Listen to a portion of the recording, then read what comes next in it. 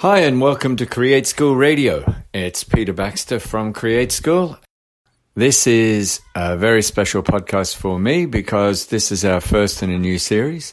And for this is the world post-COVID. We're coming to you from a beautiful, beautiful part of the Irish East Coast in Wicklow. And today I am presenting what has been the result of 4 different workshops over 2 days each. So that's 8 days in total in St Davids Secondary School in Greystones. These students have, the talented TY students have worked together to write, record, create, research, done loads of work and come up with a whole series of different podcasts. So for the next hour and a bit, we're going to put them all together and play you a really interesting mix of, well, everything. Trailers to podcasts, from fiction to non-fiction, you name it, and all points in between. Hope you enjoy it. Sit back with a nice cup of tea or a hot chocolate and enjoy. If you'd like to find out more about the workshops, you could contact us at createschool.ie, or if you'd like to know more about the wonderful school we were visiting, you can look up stdavids.ie. Thank you.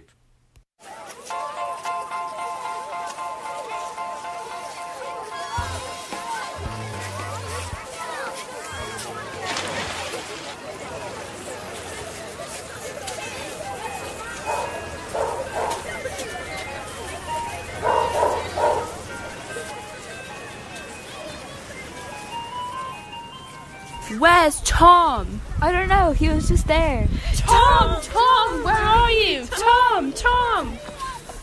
Have you seen my son? He's gone missing. I'm not sure, what does he look like? He's 5 and about this tall and has blonde hair. He's wearing blue shorts and a red t-shirt. He was playing by the sea, and then I think I saw someone take him. I'm not sure though. You took him, didn't you? No, I would never. Is everything okay here, ladies? She saw her son. I think I can see him in the sea over there. Oh my god, that is him. He can't swim. Help him. Help! He fell in the water. He can't swim. Everybody stay inside. I'm coming down. Please hurry, he's drowning.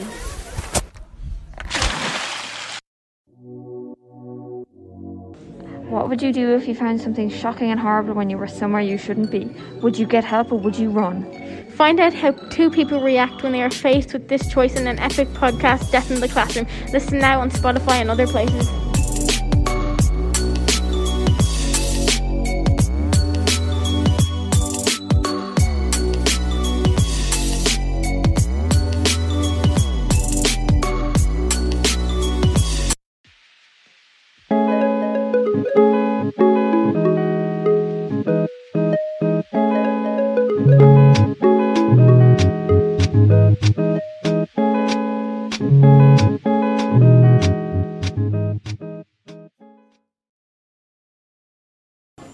This story may or may not be based on true events, but we are neither confirming nor denying said statement.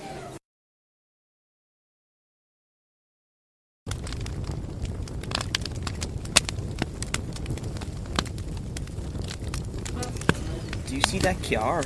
What car? Turn around behind you. Shoot, that's a Carter car. We're so screwed. We gotta run now.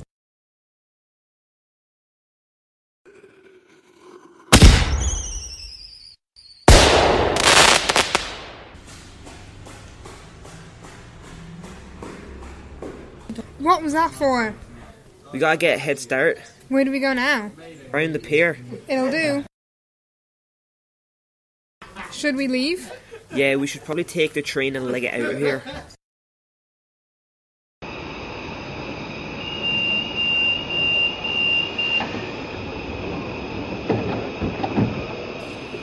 Shoot, we just missed it. We could wait for the next one or head to Glenageary. Head to Glenageary, definitely.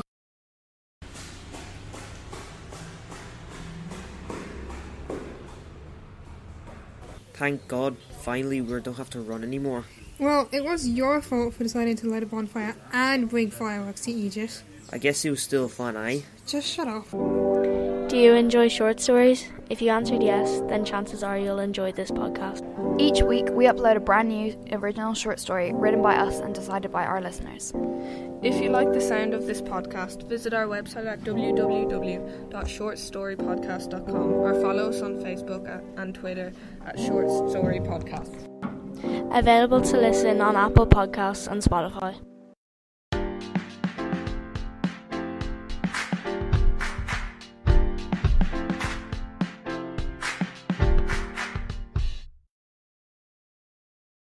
Hello everyone, my name is Brian and today I will be talking about major musicals of the past 5 years. Today I will be talking about Hamilton, Dear Evan Hansen, Natasha Pierre and the Great Comet of 1812, Mean Girls and Hadestown. Let's start with the big one. Hamilton was released in 2015 and is a smash hit. It is based on the life and times of founding father Alexander Hamilton. Written in its entirety by Lin-Manuel Miranda, the show was an overnight success. It was Lin's second major musical and far more popular than its first. The popularity of the musical allowed it to receive a film adaptation. It's very unique in its style as it uses rap as a key component of its music, which is not seen in many other musicals. The next major musical I'm going to cover is Dear Evan Hansen. This musical covers the difficult topic of mental health. It covers this with the main character called Evan, who has a form of anxiety and makes it difficult for him to talk to people. After he lies about being friends with the boy who killed himself, he finds himself lying to a family to put them at ease. Eventually, this comes crashing down and Evan is left defenceless. This musical was a big success, not to the extent of Hamilton, but a major success. It beat out Natasha Pierre and the Great Comet of 1812 for Best Musical. Natasha Pierre and the Great Comet of 1812, or as it's more commonly referred to as The Great Comet, is a musical based on a 70-page extract of War and Peace.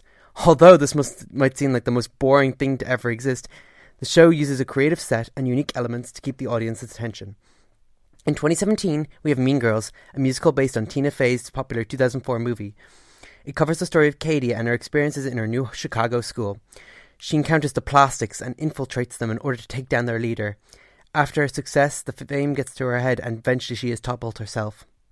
Finally, in 2019 we have Hadestown, a jazz musical adaptation of the myth of Orpheus and Eurydice from Greek mythology.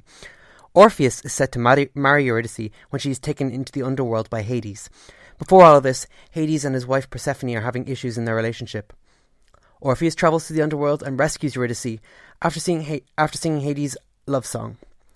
Hades has one condition though. Orpheus must not turn around to look at Eurydice during the trip back to the overworld. Orpheus turns around and Eurydice is sent back to the overworld.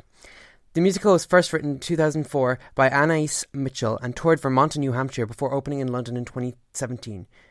It then opened in Broadway to critical acclaim. These musicals are definitely not to be missed and I would recommend them to everyone. Thanks for listening today. See you next time.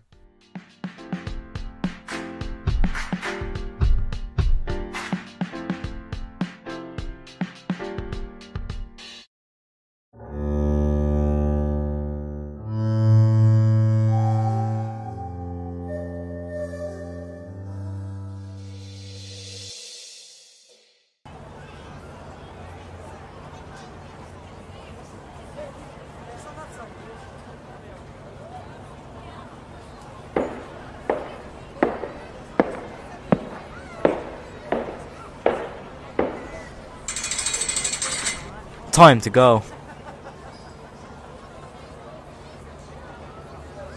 I said, time to go. But please, monsieur, it was only a loaf of bread. I don't care what you stole. You're all the same to me. But it was just a loaf of bread. We needed it to survive. Enemies of the Republic are not welcome in France.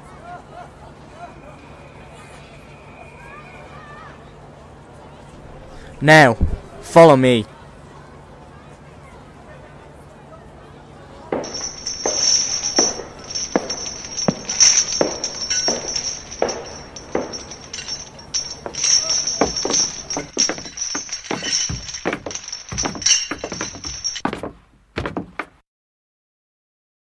You'll only feel a pinch.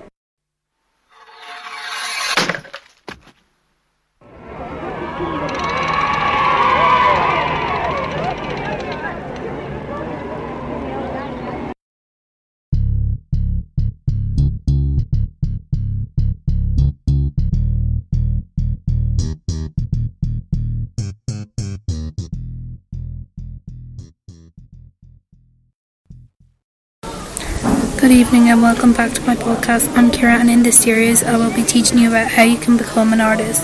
In the first podcast I'll be teaching you about line, tone and colour. First I'll be talking about how you can start drawing. You can learn how to draw as long as you can hold a pencil. The first thing you should draw after this podcast is a flower, but before that you need to learn about lines. Line is one of the most important things in art because you wouldn't be able to draw anything without it.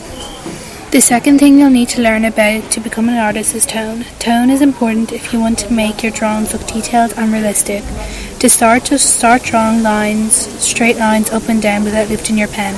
Tone can be useful for when you're drawing an object and not every part of the object is the same colour. It is also used for shadows. The last thing you'll be learning about on this podcast is the importance of colour. In art, colour allows you to create your own flair. Colour can tell you a lot about a piece. If your painting is happy, then you would use colours like yellow or blue. But if your painting is sad, you would use colours like black or grey. That's it for this podcast. If you enjoyed this podcast and want to learn how to draw flowers, then tune in next week. Thanks.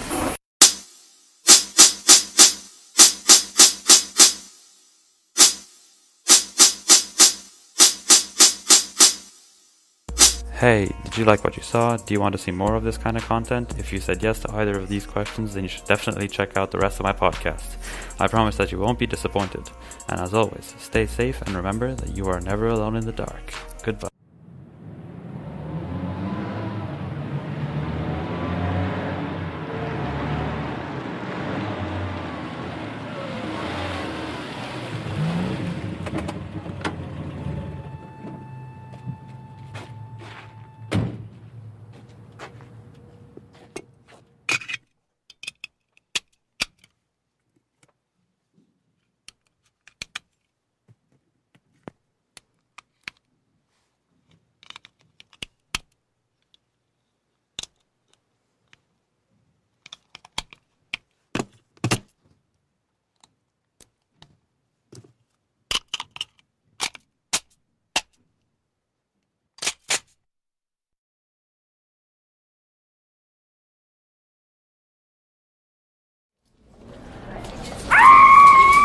On the ground.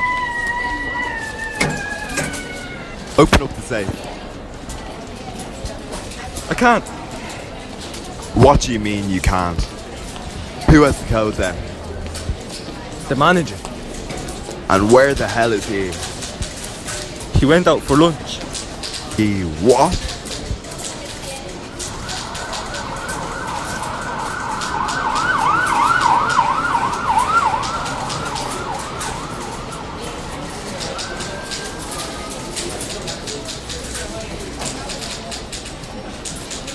If I can't get my money, I might as well kill everyone here, leave no witnesses.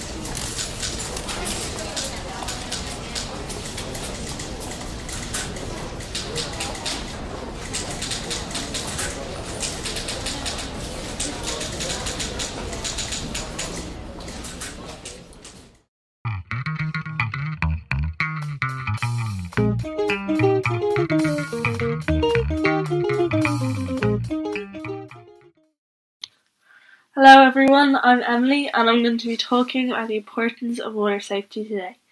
You may not know this, but many people who go swimming in the sea or pool are actually incapable of swimming.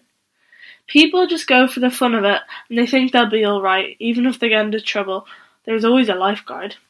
However, this is one of the most irresponsible things to do. If you are standing in the sea and the water level is up to your stomach, this can change very quickly. You may be standing on a mound of sand that is built up there, but if a wave comes it can swoosh it all, and then people can find themselves with the water above their head. The same goes with the pool. You can be in the shallow end of the pool, but if you walk or drift even a little bit, you could find yourself in the deep end. This is very irresponsible and selfish. This is putting lifeguards and people trying to help lives in danger. The lifeguard can go in and save you, but drowners are much stronger than usual when they're in a life or death situation. This could end up with the drowner climbing on top of the lifeguard and pushing the lifeguard down. There have been many occasions where the drowner has survived, but the lifeguard drowns. An example of this was the case in Ireland recently. On the 23rd of February 2017, a 13-year-old boy drowned while trying to save his friend. He was with another boy and one girl. The girl had gone into the river for a swim after drinking gin mixed with an energy drink. She was struggling to get out, so the two boys tried to grab her out. Oisin Quigley tried to grab her out, but reached too far and fell in. The girl tried to grab a hold of his hand, however she couldn't hold on anymore. The girl recalled remembering seeing him floating away down the river. The other boy said he remembers the panic in his face as the current took him. The other boy brought the girl to the riverbank, but to his horror, when he turned around, he was unable to spot the boy.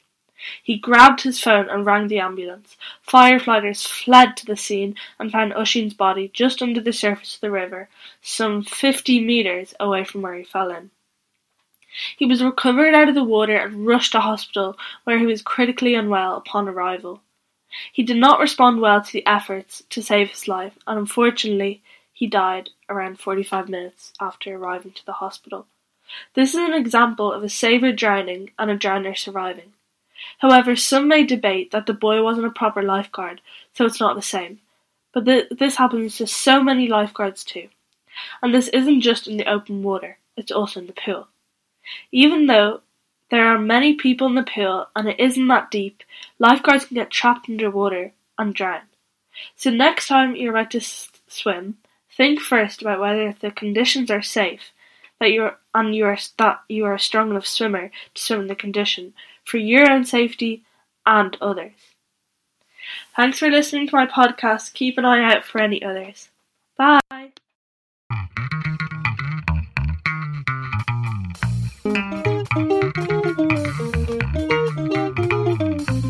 And the spirit of the year goes to Ella Burke.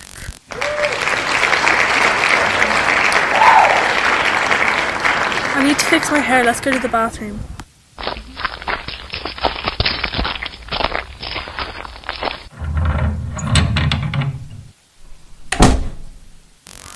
That was so boring.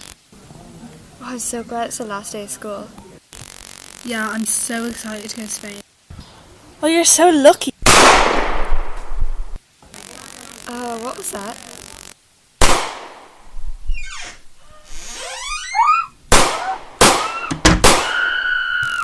Someone has a gun.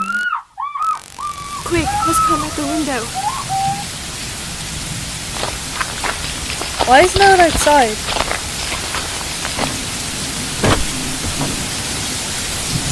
It's locked. But more importantly, how's my hair? Do I need another bobby pin?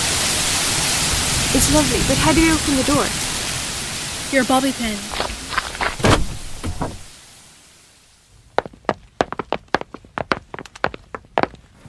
Everyone out this way. Let's get out of here.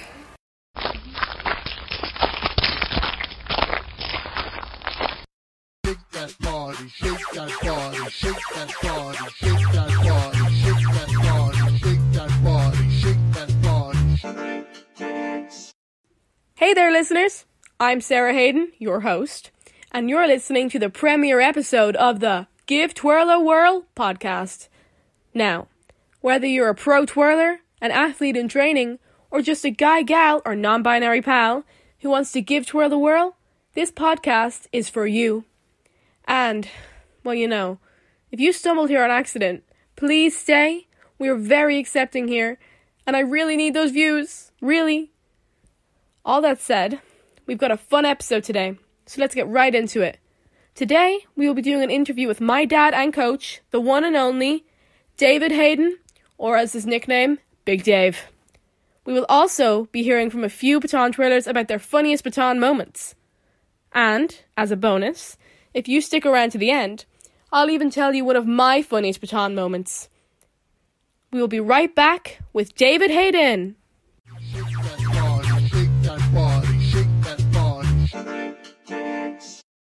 This is the Give Twirl a Whirl podcast, and I am here with elite coach David Hayden. Hi everyone. It's an honour to have you on the podcast, Coach Dave. Thanks. Let's get started with the questions then, shall we? How would you describe your coaching style? Very technical. I like to really get to know my athletes, to have a relationship with them and to work out what makes them tick. That way I can encourage them to work on what they're good at. Okay, interesting. Do you ever find yourself picking favourites? Never. I don't have favourites. I do have relationships with athletes because they'd be there longer and we'd have the same type of personality, but I'd never really have a favourite. I disagree. Is it hard to see athletes who are raised in the gym leave? It's my pet hate.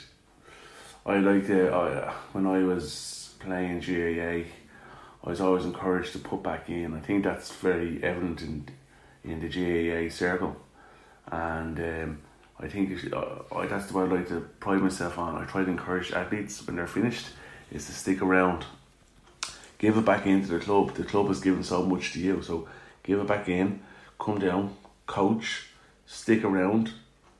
It doesn't have to be all the time, but you can help younger athletes, your role models at the end of the day. Okay, that makes sense. What is one of your proudest moments as a coach? So many hard to pick, and there's so much more to look forward to at the same time. But as a whole, for me, I really feel proud when we as a club get praise for athletes that do well when they are in internationally. We've had some really good moments. Taking back 8 medals from International Cup last year was a proud moment as a club. And I didn't just focus on one person. It was the club that done it. We done it together. Obviously the individuals win it, but we the coaches coached them. We set the platform for them, and it's a proud moment to be praised by international coaches, by international clubs, and by our national coaches and presidents and association to know that you are there giving so much more to your country. Do you feel like that reflects on you? Like you provided for your country as well? Well, yeah, we provide our athletes, but they're representing their country in their association. And it's not just me, it's obviously it's your mother Sarah as well, so it's Chloe, it's Keen, it's Evie, it's Amy, it was CJ in the past, Jessica, Caroline. We've all given something to provide and just encourage those athletes, and we've all contributed to their development. By the way, they're all athletes in our club, Rep GBT. Do you ever feel like giving up on an athlete if they're not working hard enough? Never. Some athletes just take longer to adjust to certain areas of development. You have to encourage and show them that you believe in them. Sometimes they won't believe in themselves, and sometimes it's just a bad day, it doesn't work. Yeah. But you keep on showing them that you believe in them, they will thrive and they'll get better. Some athletes are competitive athletes and some are recreational athletes, and you have to accept that. So you never look at an athlete and just think, you are not listening to me. Why? And you just want to throw them out? Yeah, some days some athletes just drive you up the wrong way, but like they've other things going on in their lives. This is an amateur sport, and they're not elite athletes. Even though as they get older and they represent their country, they they act like elite athletes, but that's evident in a lot of amateur sports. But you have to accept sometimes it's just not working out for them. There are things in school, there are things at home. Yeah. Do you remember any times as a coach when you laughed when you really shouldn't have? I'd have to say one of our athletes, I won't name her, but we were down training and she decided to sit in a tyre and she got stuck in the tyre and we had to call the ambulance to saw her out of the tyre. And the fire brigade? And the fire brigade. And they had to cut her out. I shouldn't really laugh, but I couldn't help it. Everyone was laughing at her. Yeah, it was a funny moment. Okay, and lastly, and this one isn't really a question, it's more of a statement. It is true that I am your favourite athlete. Obviously, you have to say that. Yeah. Okay, grand. Confirmed. Everyone knows that, even if you can't accept that. Okay, thank you, Big Dave. It's been very informative getting to know more about you and your coaching. I hope everyone liked the interview. I hope you enjoyed it. I think I do my own dadcast. Yeah, dadcast. Perfect. Okay. All right. We will be back with you in a few moments with Give Twirl a Whirl.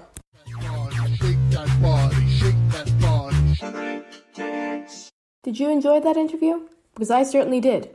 If you want more episodes like that one, make sure to comment who you want me to interview next. I definitely would not complain if I got to meet some star twirlers. On to the second part of the episode, we have the Twirling Tidbit segment, where you get to send in your twirling stories.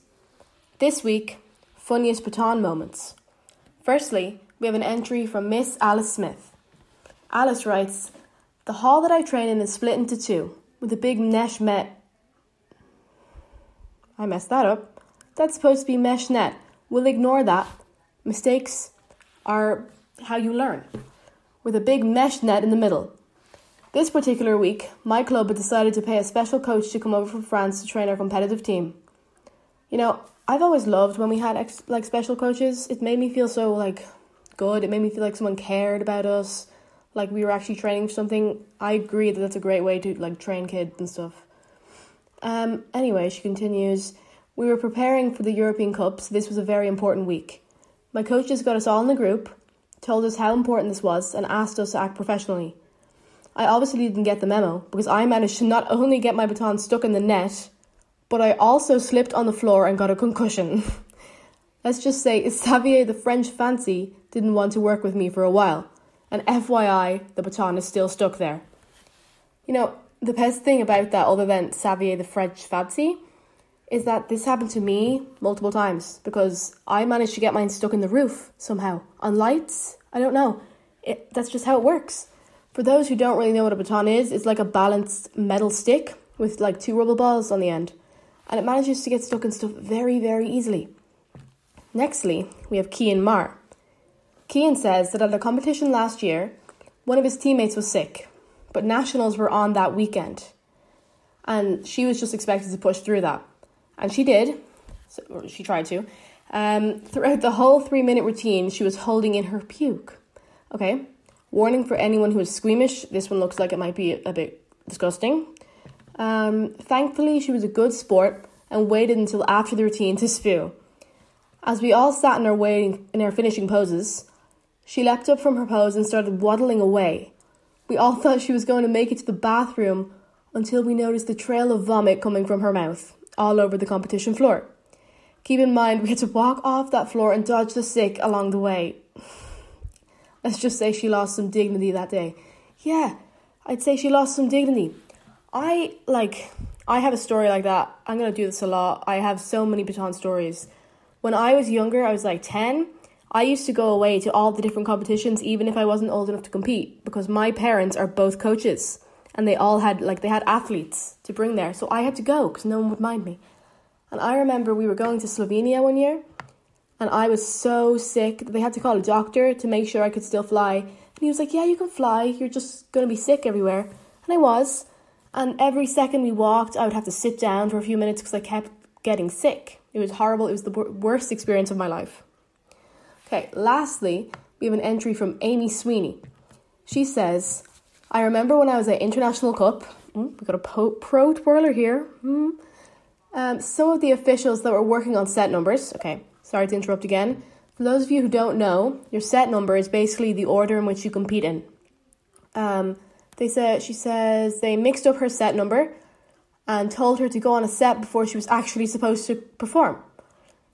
She says, I was so confused when there were no available spots to twirl in, until I heard my coaches and all of the Ireland supporters yelling at me to get off the floor. By this point, the competition had started and people were twirling, while I was standing there like an idiot. I ended up running off and I completely embarrassed myself in front of thousands of spectators. I feel that it's such a big no-no to be on the floor in baton. Like, when people are competing, it's so bad. You're not allowed to walk around or anything because it's a distraction and the athletes can't get distracted. And if they do, those athletes will have to compete again. And they'll be so angry because they're like, why would you walk? I'm competing. Yeah, I get that. Like, I have a similar story to, like, messing up, like, the staff messing up. For some reason, they set the competition floor backwards at one of my competitions. And I was, like, 10, so I didn't know they were going to do that. I was so confused. And the elite athletes, they were grand. They went on, not a bother.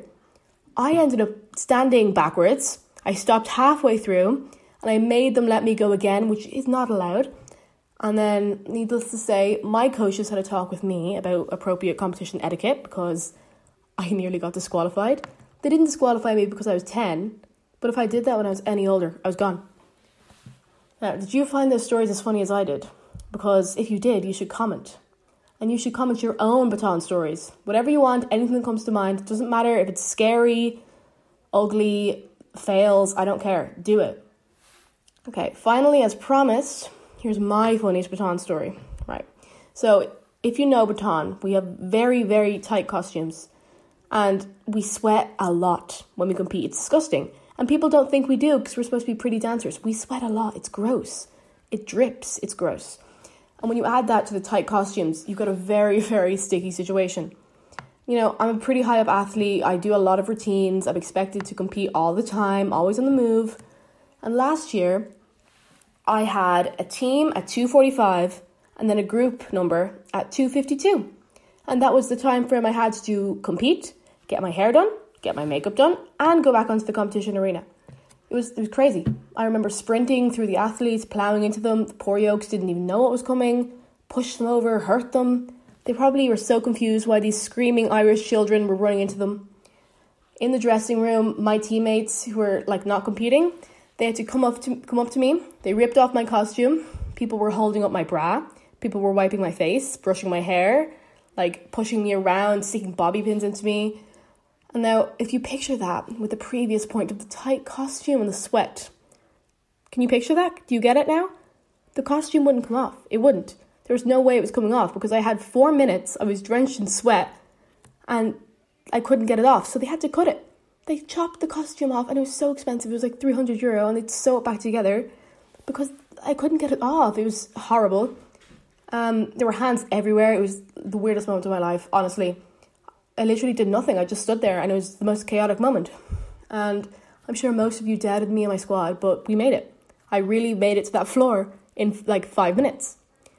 You know, in my humble opinion, I think that really secures Irish superiority. We're so superior that we were able to do that. Anyway, that's all for today. Thank you for tuning in to Give Twirl a Whirl. Thanks, twirler guys and gals and non-binary pals. And if you enjoyed it, please make sure to follow this podcast and tune in next week, where I will be discussing the pros and cons of flexibility. And that sounds all serious, but I will be featuring some very special guests who are experts in flexibility, and you won't find out until you tune in next week. So please do. Thank you, and see you next week.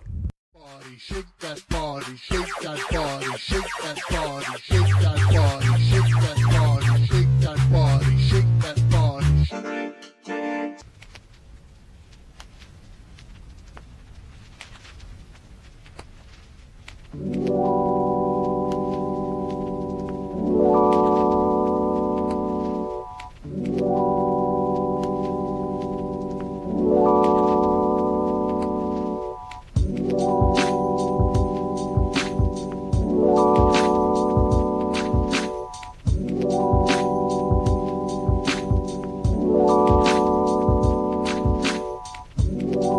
Hello everyone, welcome to another episode of the Grilled podcast.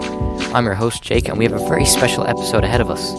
But first, a word from our sponsor, Burrito Box. If you're a frequent listener of the show, you might know that our most common sponsor is Burrito Box. If you subscribe to the podcast and use code GRILLED, you can win 1 week of free burritos. It only works for the first 10 people who do this, so don't miss out. Alright, we have a very special and interesting show ahead of us this evening, so sit back, relax, stick your headphones in, and chill, while we discuss the very important, but necessary topic of politics. Now, we have a very important topic to talk about today, and it's part of the thing that, kind of makes me a bit angry, but, you're hearing a lot of messages from folks all the time associated with politics, is that, oh, trust us, you gotta trust us, And it's like, well, you guys don't really deliver on your promises. Did you ever think of that? And I think that's mainly because of an age factor. That is a main contributor to the influence of, not just our society, but like American society as well. But other countries too. When you look at politicians and presidents and other political figures, you think, oh, they're a bit too old to be running the country, aren't they? Huh? And it's just not just like, America's president, but ours as well. I mean, look at Trump. He's like 74. I mean, like, come on, guys. And Joe Biden, too. He's like 3 years older than Trump. Like, seriously. In my opinion, I think that we need a leader who is young and knows what he's doing. Like someone in their 30s or 40s.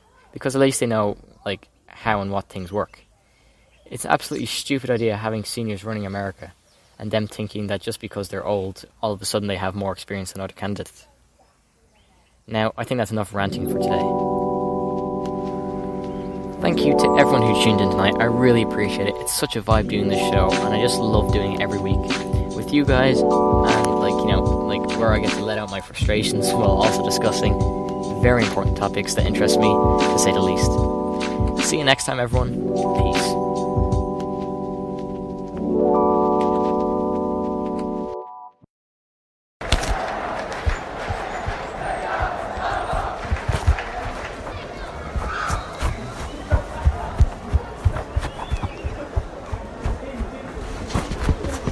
Yeah, pass.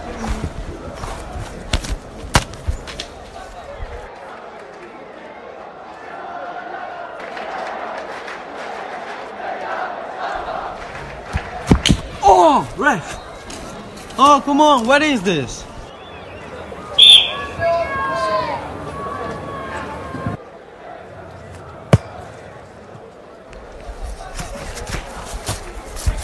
Yes!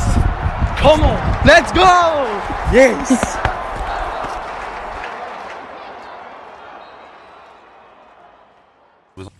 Carl Wheezer opens his eyelids.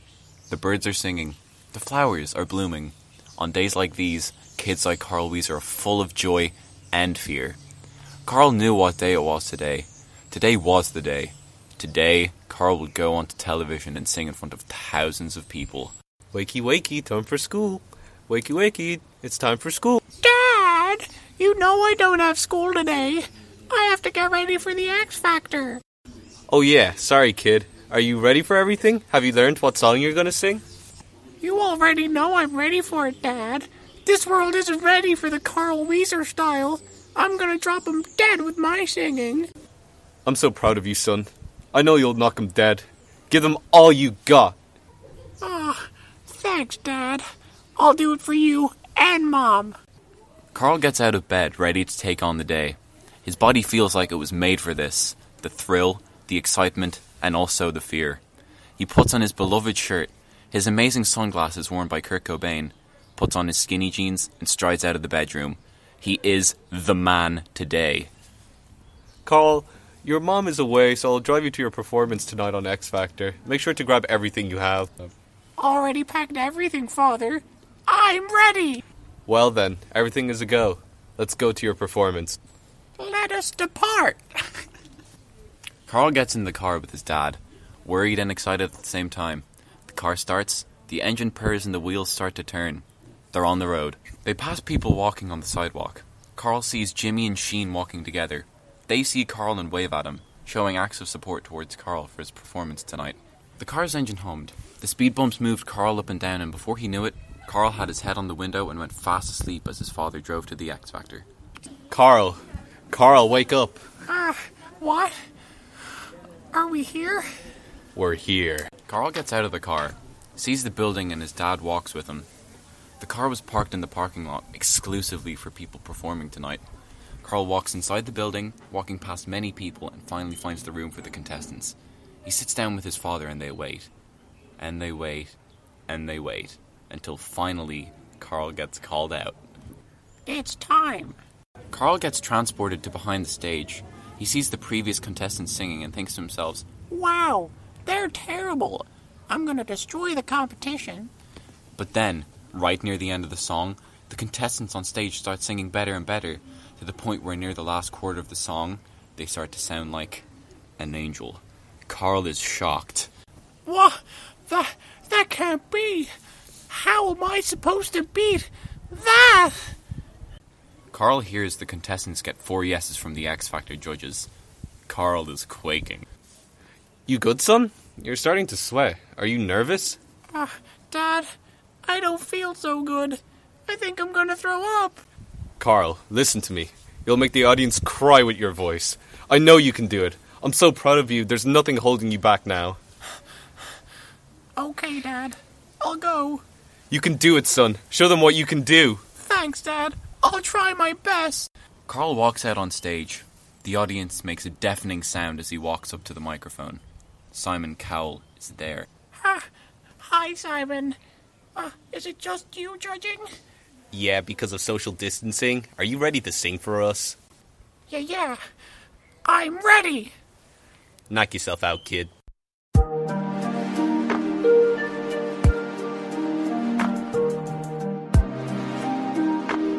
Judy Neutron.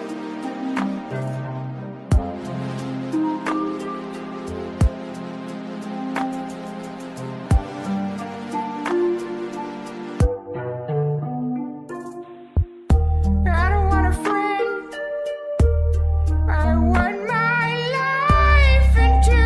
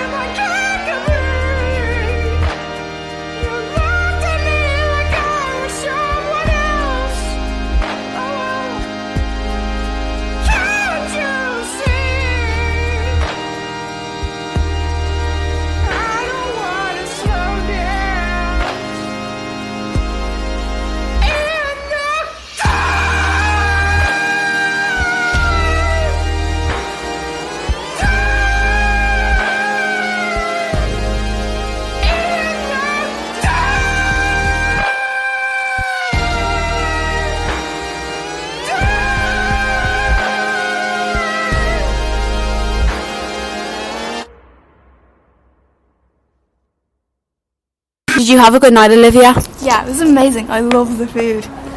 It's freezing. Here's my coat. Are you sure? Yeah, before you freeze to death. Is that woman okay? Yeah, I'm sure she's fine. Let's hurry on. Get off me. Don't leave with that man. Get off me. Don't leave with him. He's dangerous. Trust me. Get off her. Come on, Olivia. We are leaving. Don't leave with him. Don't leave with him. Don't worry about it. She's off her head. She had no eyes. Peter, did you hear me? We are here. We can finally get dry.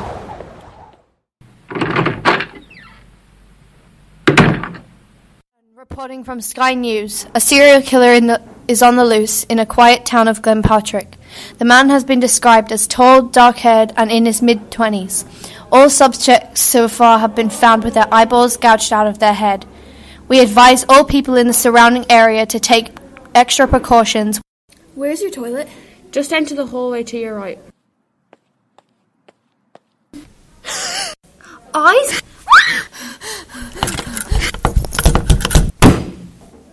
Are you okay, Olivia, in there? Is something wrong? Yeah, I don't feel well. I think I'm just gonna head home. Not going anywhere.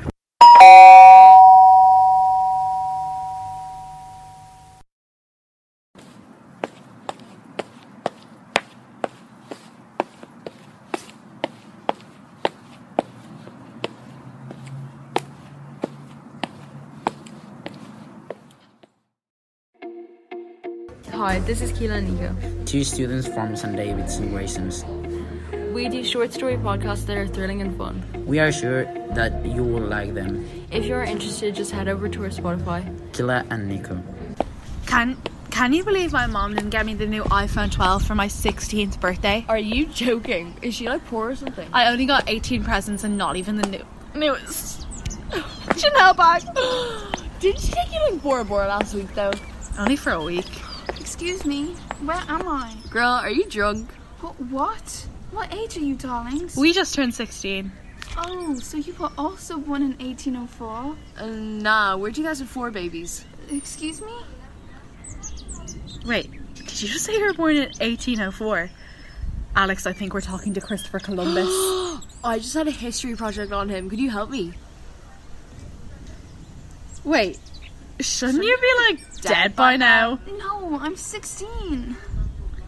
God, I think we're on TV. Oh my god, cut the cameras. I was riding my horse in the meadow, going to fetch water from the well, and I fell in, and I landed up here. Wait, so you're telling me you're from like 1804 in England? Yeah.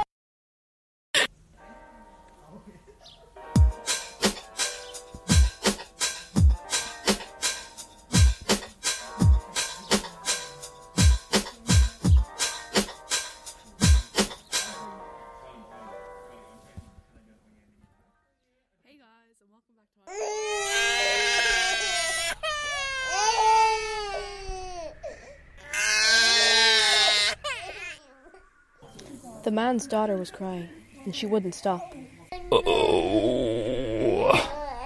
He groaned and rolled around until he couldn't take it anymore.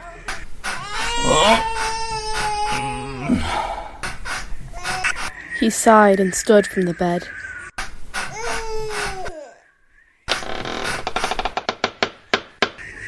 His feet stomped on the ground as he walked to where she lay.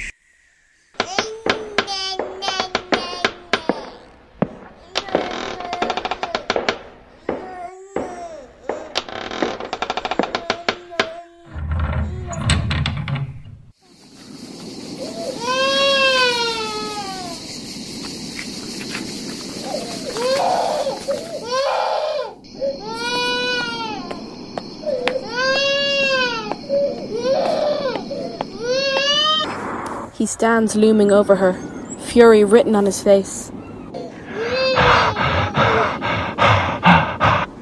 For a split second, it looks as if he is going to strike. But as he looked at the winding cobwebs and larvae surrounding his child, his anger washed away as tendrils of fear gripped him. He starts to beg and plead, hoping for her to take pity on him, so he could find some peaceful refuge. He starts to cry. Like any self-respecting father, he has danced this tango for nights on end, and he was coming to the end of his patience. Please, give me peace. Let me heal. I can't do this anymore. The moonlight illuminated the tear tracks on his face as he rose, surrendering to the cries and padding back to the house. And as he exited the graveyard, he wondered, when will I stop feeling her phantom hands on my throat, strangling me, trying to kill me? When?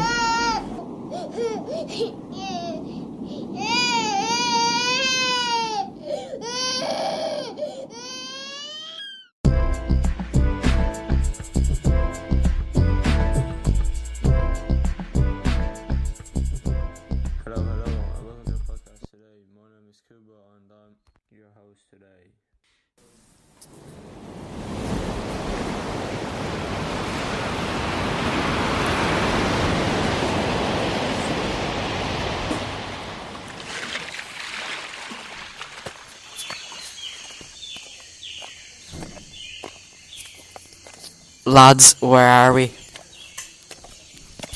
Looks like a jungle or something. Where's Peter? Peter! Peter! Lads, I'm here.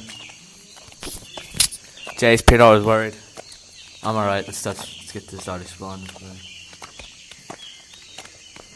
Lad, what was that? I don't know.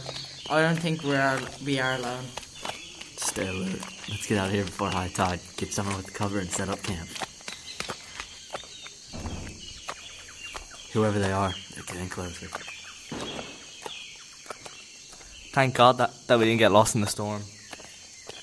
I know. I've one magazine left. Good. Try and kill some chickens for the fire and then we can have dinner soon. Will do. This place should work. There's a little creek over there for water, and I hear chickens not too far from here. Okay, nice. I will go collect some water. I'll go get some food. Right, lads, I'll stay here and collect some wood. Help. Where are you? I'm coming. Shoot, he's gone. This is his shoe. Don't worry, we'll get him there. Look, it's his footsteps. Let's follow them. Right. Let's get a head start. You hear that? Yeah, let's do this. You ready? Where's Barry? Johnny, do something! Lads, over here. Thanks for coming, I knew you would. Would you cut me there free? Cheers, then let's get the hell out of this island. Yeah, Barry. Do you have any ideas? We can try repair the boat. Great idea, let's do it.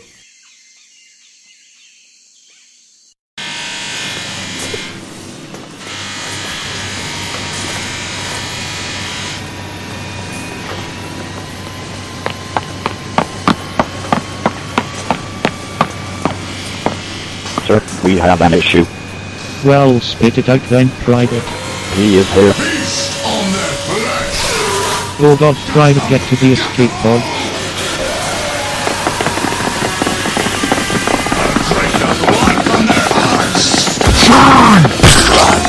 Blood! Blood! Blood!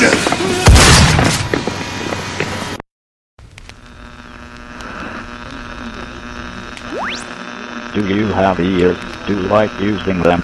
Well, somewhere in the void exists a store like no other, and no, it isn't a Tesco. This store sells exotic goods and long-forgotten mystic relics of civilization that once existed, each with a unique story behind it. Every week I chat with regional large poultry. Will be bring you a podcast of each item I collect for your lovely ears. Make sure to check our website, or else.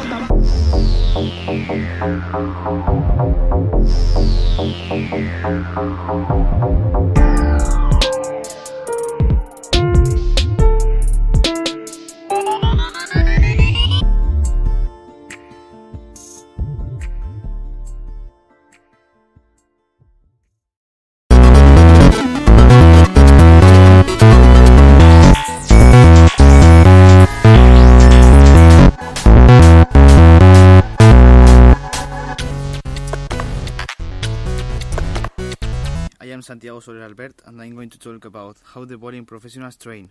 This is not as easy as you might think. They need to train strength and precision. I will put some tips and tricks to help you become better on bowling.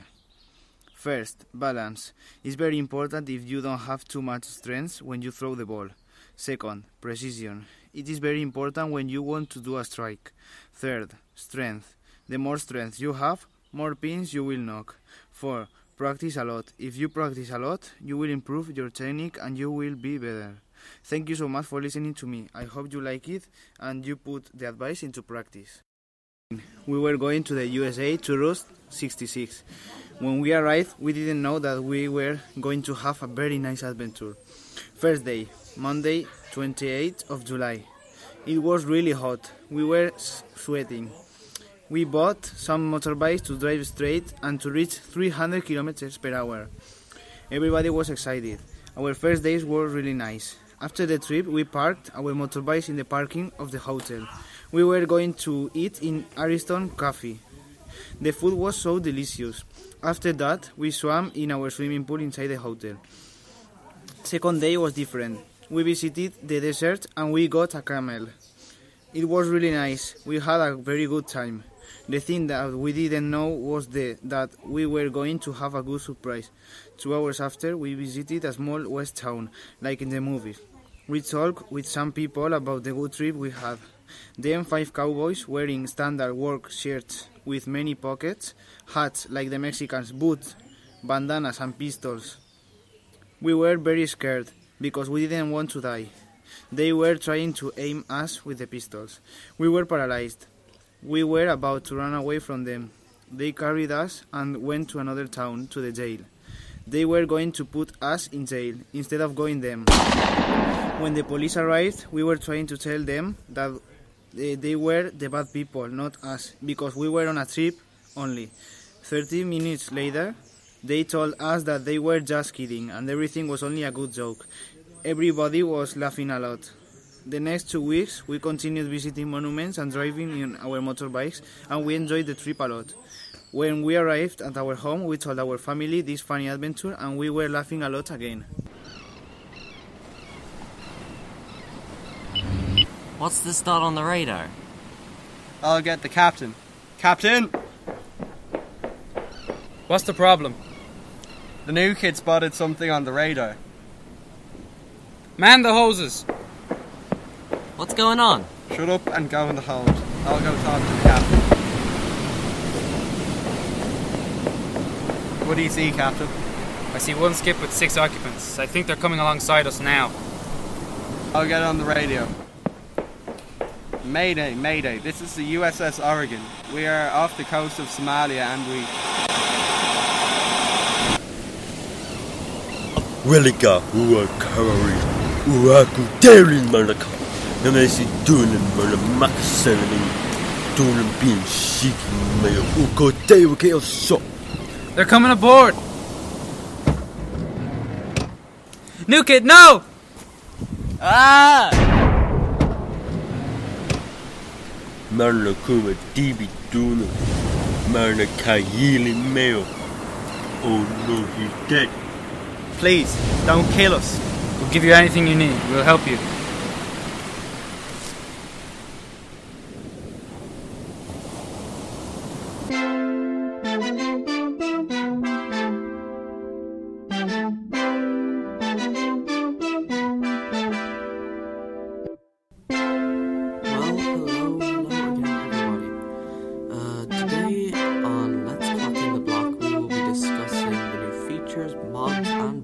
Announced with the new 1.17 Minecraft live stream.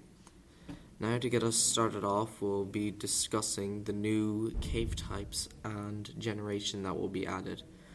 As far as the devs have let us know, we will be receiving 3 new cave types. We will be getting the deep dark caves, the dripstone caves, and the lush caves. Let's start in chronological order. The deep dark caves were announced by Agnes 15 or so minutes into the live stream, and the deep dark caves are a variant of caves that will shift light levels. So 1 second it could be very bright, and then it could be very dark. Now, in these new caves, there will be a variety of different and unique mobs and blocks in this cave. Some of these blocks include the Skulk and the Skulk Growth. Now, the Skulk Growth will act as a wireless redstone transmitter, or, to put it lightly, it'll detect vibrations and send a signal to any other Skulk Growth near it. Now, this can be negated by putting wool around the Skulk Growth, therefore dampening the vibrations. Now, as for the new mob, we have the Warden. The Warden is a new mob that was announced during the Minecraft live stream and was announced along with all the new Skulk-based items. Now, the Warden isn't like most other mobs. It doesn't detect the player based off of sightline. It detects it based off of hearing. So, if the player throws something like a snowball at a wall, the Warden will detect the snowball and walk towards it, letting the player sneak past. However, if the player does go out of crouch mode, starts jumping places or breaks a block, the Warden will pick that up and begin to attack the player. Now, in the video, the Warden dealt 6 hearts of damage and then killed the player, but the player was in a full set of netherite armor, so I do think that this might be up for tweaking, because netherite armor is extremely hard to obtain, and the fact that the Warden can nearly 2-hit kill a player in full unenchanted netherite seems a bit overpowered, especially for a cave, which a lot of people will be mining in. Now, as for the Lush Caves, we'll be getting a few new things there. The Azaria tree is the indicator of the Lush Caves. If we dig down underneath the Azaria tree roots, we will find this lovely green cave and all its goodies within it. The cave consists of lots of plant life and greenery and a lot of glowberries, which are a new food source, and a harvestable light source, which could be interesting for farms. Now, on the topic of the Lush Caves, we have also got the drip leaf plant, which is something that I think Minecraft haven't done yet, which is a decaying platform that resets. So each time you step on the drip leaf, it'll decay over a number of seconds, and after about 2 seconds of standing on it, the drip leaf will fold so far that you will fall through it, and then the drip leaf will reset, allowing you to go on it again for another 2 seconds. Now, there was also a recent addition to near the end of the update. About the update was the axolotl, which is a new mob that will also spawn in the Lush Caves. The axolotl does exist in real life, and it is a salamander based animal that has a unique regenerative feature to it. And when I say that, I mean that the axolotl if it unfortunately has one of its limbs cut off, it could easily regrow it. The same with hearts and other vital organs, as scientists have done testing on it. Okay, so for another new cave type was the dripstone caves. The dripstone caves are a variety of caves that contain stalagmites and stalactites. These stalactites will fall and deal damage to anything underneath it, and anything that falls onto a stalagmite will also take a hefty amount of damage. But to add to the immersion, the Mojang team decided to code in the water droplets from the dripstone caves to fill up cauldrons. So if you have a stalagmite that's dripping water over a cauldron, the cauldron will pick up that water and collect it. Now, on the topic of caves, there was a new ore added, and ore veins. The new ore is copper ore, and copper will be used for making blocks and a lightning rod. Now, on the topic of ore veins will be a trail or traces of ore when you're mining underground. If you're mining underground and you happen to come across, say, a chunk of iron, for instance, you have roughly a 2 to 8 iron ore in that chunk, but there could be a new special type of stone that could lead you to another vein or to another chunk of iron within the vicinity of it. So if you were to follow that, you could mine out huge areas of ore. The notices for today.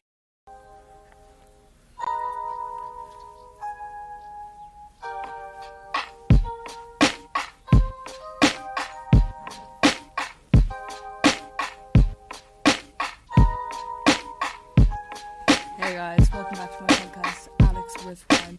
Today I'm joined by a special guest, Lucy. Say hi, guys, Lucy. thanks for having me here.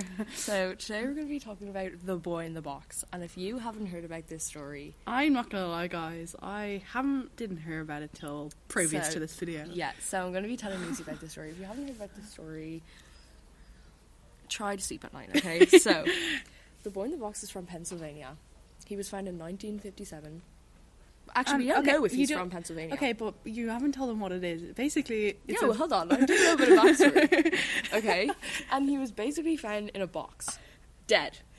Naked. I'd hope he wasn't alive. Dead. And police say Wait, he's about was 4 his to body 6 like years chopped old. up? Like No. Oh, just him in a box, dead. Yeah. What age was he? 4 to 6. Oh. I know. But his body was badly battered in the box, okay? And, get this, okay? His identity has never been discovered till this day. It still hasn't been discovered? No. And the case is still open. Oh. Nobody knows what happened. Well, police are fairly good, I know. aren't they?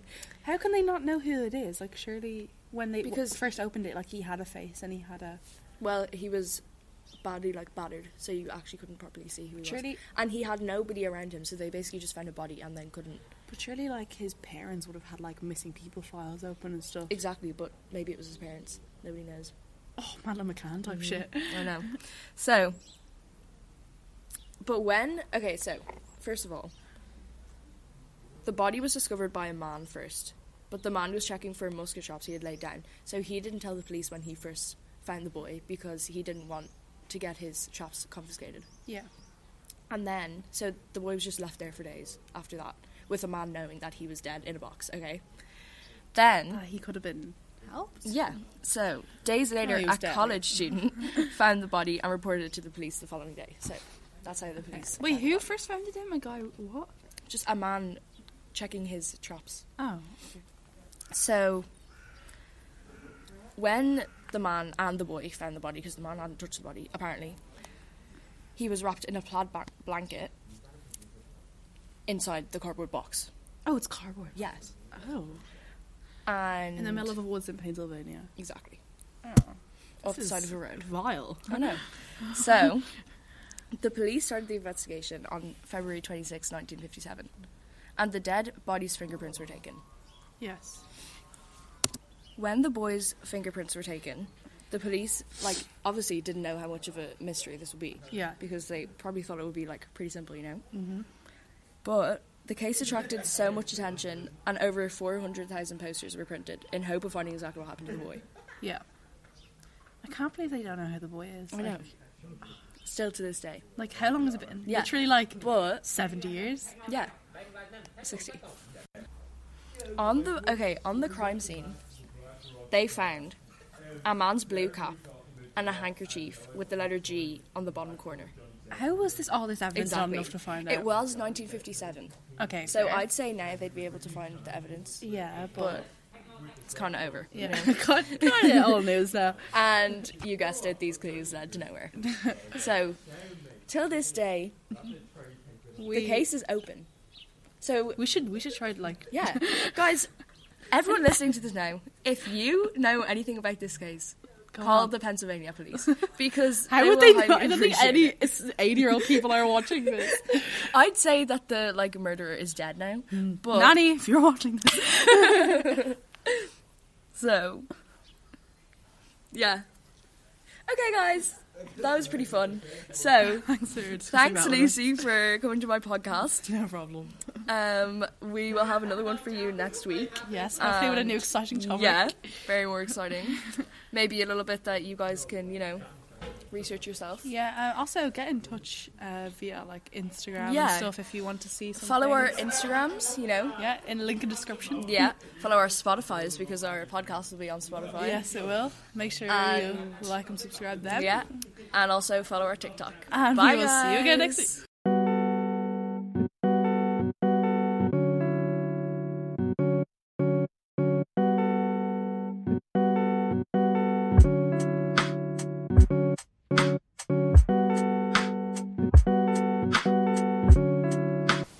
Hello guys, my name is Ava O'Brien. How are you doing today? And today I'm going to be talking about the Matt and Rosie Blanchard case. So, Rosie Blanchard was a 12-year-old girl who got kidnapped and killed back in 2003. Rosie was just 12 years old. She lived in Chicago with her recently divorced mother and grandmother. Matt is her father, who has recently divorced from her mother. Now for some backstory. Rosie's mother, Kelly Richards, married Rosie's father, Matt Blanchard, in 1991. Shortly after, Kelly gave birth to Rosie. The two had a very loving relationship up until Rosie was just 11 years old. Rosie's mother had always been a lively spirit, whereas Matt was the quiet one. Kelly worked in a law firm and Matt owned his own workshop where he sold his own goods. It was a snowy November in 2002 Chicago. There's a new guy, Richard Jenkins, at Kelly's office. Kelly gets to know and becomes intrigued with him. Kelly and Matt's relationship is quickly falling downhill as Kelly spends more time at the office. Unbeknownst to Matt, Kelly is having an affair with Richard. After months, Kelly is falling in love with Richard and tells Matt. She then files for divorce and wants custody of Rosie. Matt is furious, and Rosie's very, very upset. She loves her father. Kelly wins the court case and moves in with Richard with Rosie. Matt becomes a furious drunk and plots to take Rosie back. He decides to go to school one day and takes her out, right before Rosie's mom can get to her. Rosie has no idea what is going on, but loves the fact that she can spend time with her father. When Kelly finds out Rosie's gone, she calls the police and tells them Matt has taken her. She knows him very well and is not fooled. The police go straight to his house where Matt has locked himself and Rosie in. The police try to reason with him, but they get no answer. Unknown to them, Matt and Rosie are both dead inside the house. Matt has killed Rosie in panic and then killed himself so they could both be together finally, without Kelly getting in the way. I know that story was pretty heavy, but I still hope you enjoyed it. I had a lot of fun putting this together, and I will most definitely be back soon. Bye.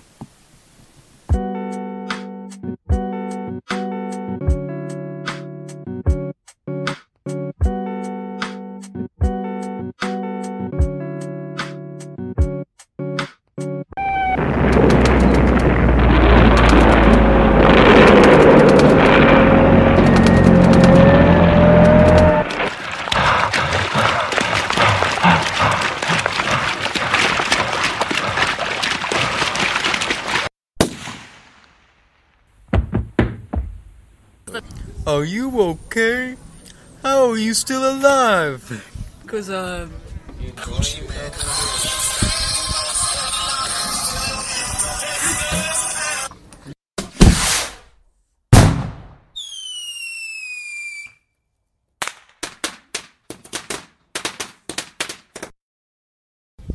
you live in Ireland and want to use fireworks? Welcome to my podcast and we'll discuss whether they should be legal or not.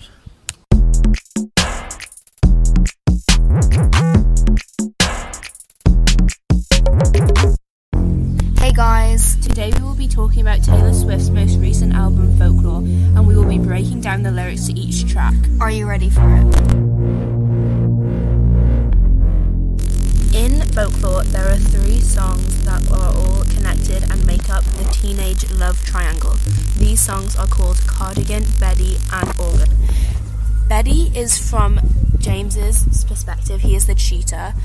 Cardigan is from Betty's perspective in the future, she's the one that got cheated on. And August is from the girl who cheated with James.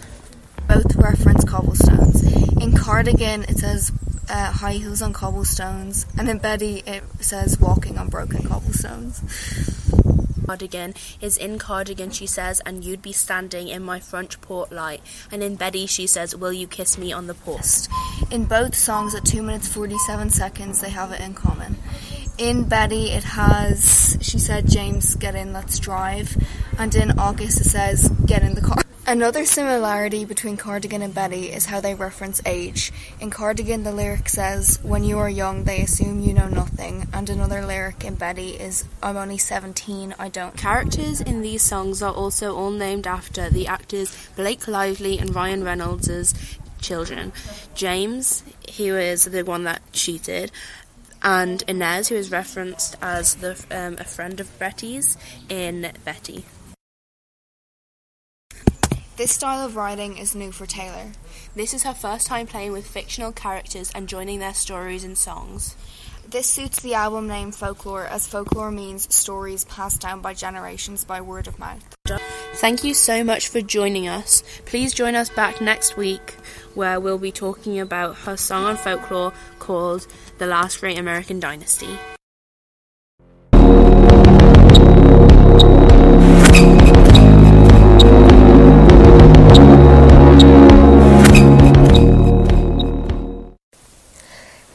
Hey guys, it's Ellen here and welcome back to this week's episode of the True Crime Podcast. Today I'm going to take you through the life and the murders of John Wayne Gacy, who is also known as the Killer Clown. John Wayne Gacy was an American serial killer whose crime spanned from about 1972 to 1978. He was born on March 17th, 1942 in Chicago, Illinois, and was executed by lethal injection on May 10th. In 1994. Gacy had a very rough childhood, which is probably what led to his murderous ways in the future. He was overweight and unathletic, according to him, and he did have a good relationship with his sisters and his mother, but his father regularly abused him as he was an extreme alcoholic. Gacy has claimed to have murdered over 33 young men and boys. Well, there's 33 confirmed murders, but he has actually claimed to have murdered more people.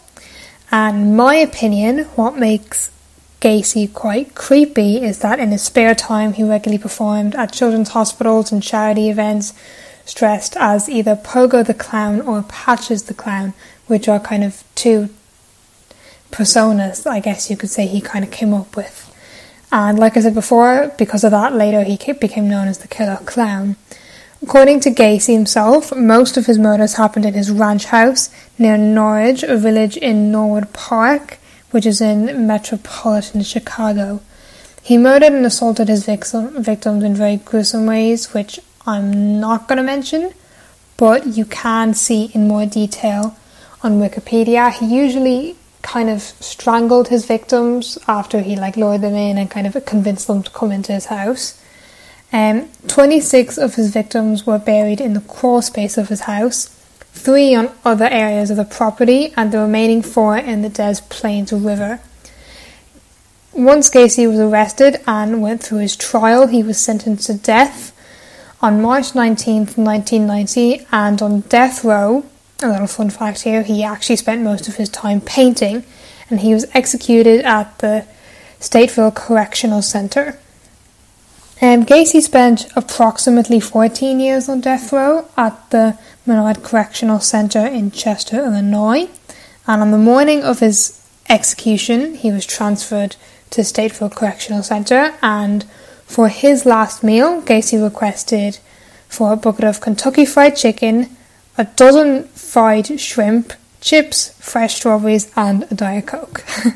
Gacy's death was confirmed at 12:58 a.m. on May 10th, 1994.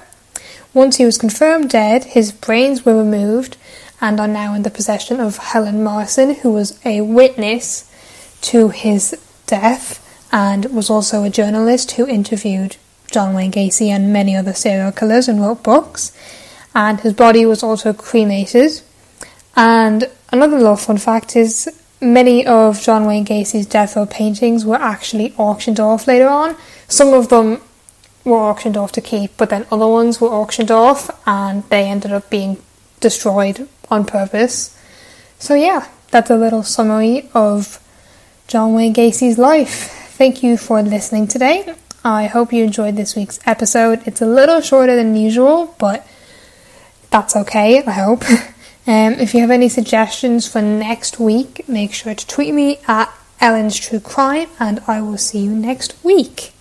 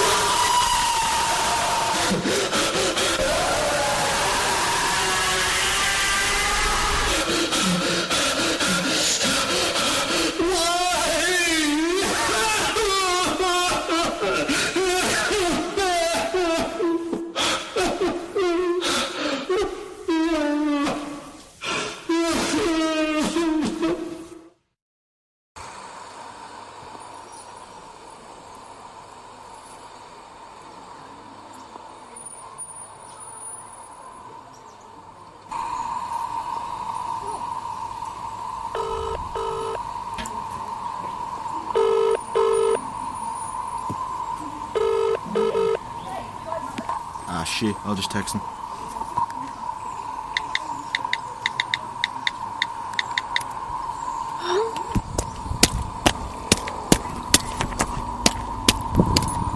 Wagwan. Wagwan? That's a nice jacket, G. What size is that? It's my size. Calm, G. Run your phone in that jacket, G. Nah, allow it, fam. Next time that will be your head, fam. Do it, soft boy. Alright then, rude boy.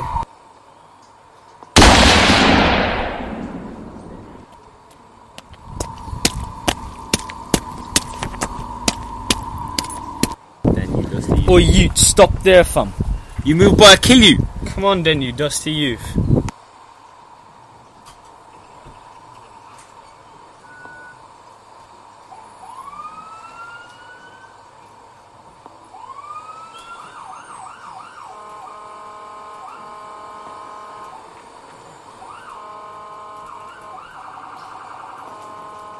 Hello there, welcome to the Working Title podcast with your host Derek Kelly. Today we'll be looking at the book Eye of the World by Robert Jordan. The story focuses on a group of young adults hailing from Edmondsfield, a small village tucked away in the Westlands. Aided by the dreaded magically adept Adie Say and her bodyguard, the warder, they are forced to leave on their remote area to escape the Dark One. Jordan brings us into a world of magic, mystery, and adventure in the same vein as Tolkien, writer of The Lord of the Rings. Be warned, this review contains spoilers for a book written in 1999, so get out of here if you don't want to fall under the shadow, whatever that means. So now a quarter of my audience is gone, I can give you my opinion on the book Eye of the World. Remember when I said this book was written in 1999?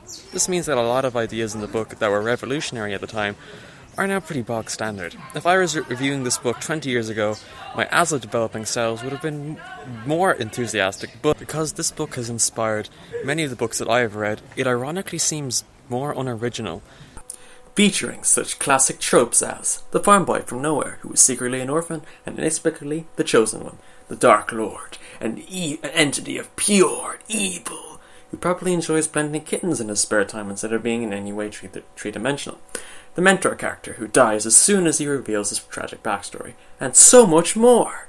Now, cliches themselves aren't inherently bad, however, if played straight with no alteration whatsoever, it could make a story feel very predictable and seem lazy. Jordan does balance the scales with some very interesting pieces of world building, like the Women's Circle, which as you can guess is a local government run entirely by the women of villages alongside or often against the town council.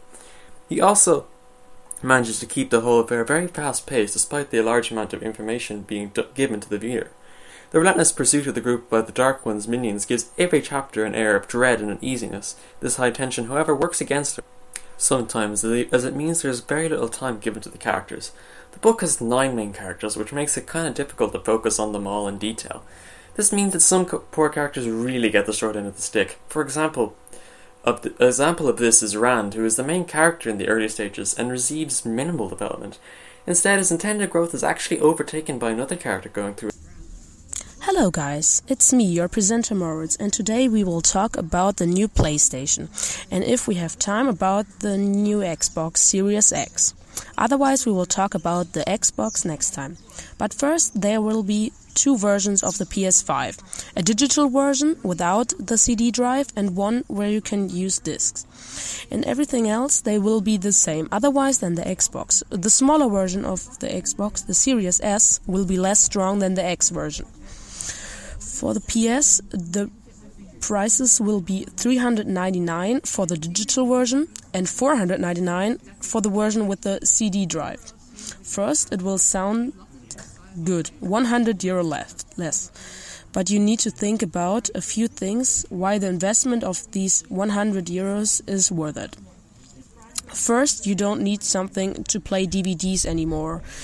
If you upgrade your room at the moment and want to watch DVDs or Blu-rays, you can do it on the PlayStation. Something to watch will cost much more than €100, maybe 300 to 500, and you have much more wires. Second, if you want to buy a game maybe 5 months after the release, as a CD it will be 10 to 30 euros cheaper than the digital version. And there will be used versions that will do the same and are even more cheaper. As the other people who sell the used game, after you didn't like this game anymore, you can sell it. You can get 50 to 80% of the money back, and in the end you paid for a game that would cost €70, maybe 20 to 30. This is perfect for the story games that you play once and after that you never touch it again.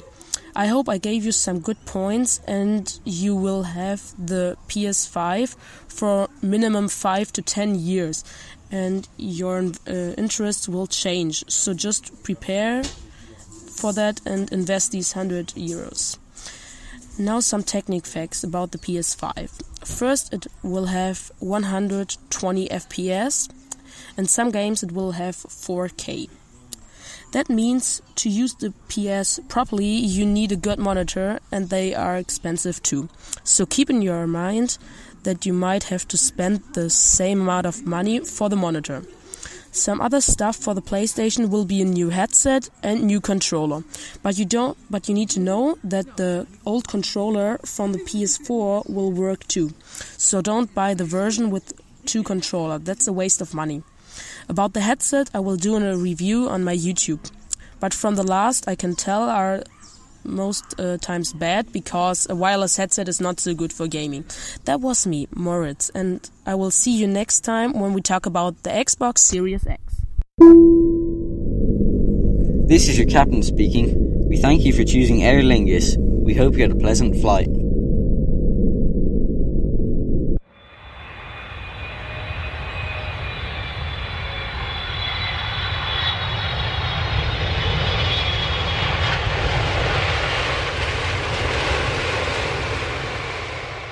Are we here?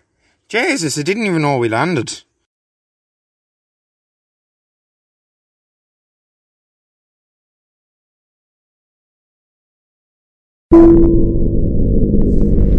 This is your captain speaking. You're on a Ryanair flight, and here's the safety briefing. Blah blah. If we crash, it's not our fault. T's and C's apply.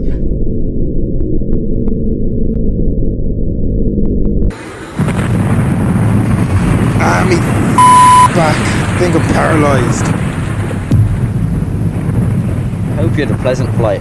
We're only 4 hours behind schedule. I'm looking forward to arriving in Rome. I know, Cayetana, me too. It's going to be so good. Yeah, everyone has to go to the Louvre before we get on though. And make sure we have everything. I don't want to miss my flight. I already went to the Louvre. Are you sure? Yes.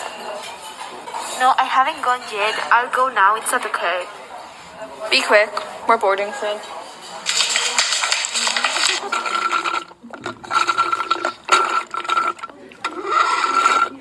Stop, Liv. That drink's finished. For flight GA642 to Rome, please go to gate 26. There we go. We have to go now, please. Come on. Okay, I'll text Cayetana to meet us there. Look, everyone's getting on the plane. We gotta go. We know, Charlotte, but Cayetana isn't here yet. I don't care. If she misses it, it's her fault. I'm going to Rome. Lads, she just texted me. Cayetana's already on the plane. Come on. Thank God. Sophie, Charlotte, she's not here on the plane.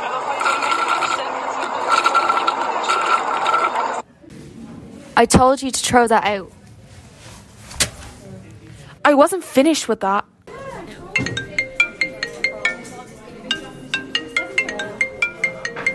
Where are you? I'm already in the plane. No, Katiana, you're not. We can't find you anywhere. But I'm sitting on it. I swear to God, if I miss this flight, I'll kill you all. How rude. Ask where you're going. No, I know where I'm going. I'm going to Rome. I'm not stupid. Ask her the plane number. The number is 624. The flight to Rome is 642. I swear, Katiana, you're an idiot. Rude. Let's go.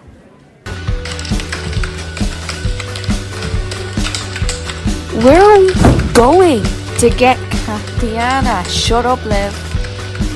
Yeah, Liv. Be more quiet. I'm gonna kill it. Yous are so mean. How did you get that back? Never mind. There's the plane. Yes, Cayetana, coming through the gate, look. Sophie, I'm sorry. I'm so sorry. I didn't know. You made us late, you little... Charlotte, shut up. Let's go. You better be back in time, Sophie. We will, Charlotte. Look, Charlotte, we did it. We are in. Fly 643 heading to Japan. Oh my God. And you made me leave my Slurpee. God damn it, I hate sushi.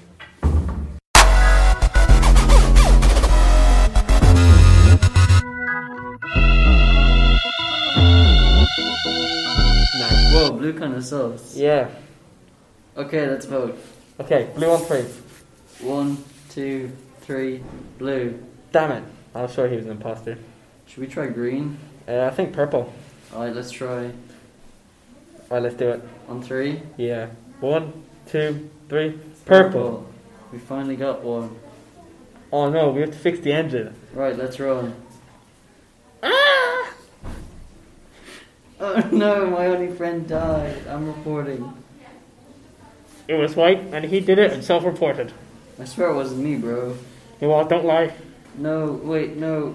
Oh. Oops. I got voted out. Imposters win.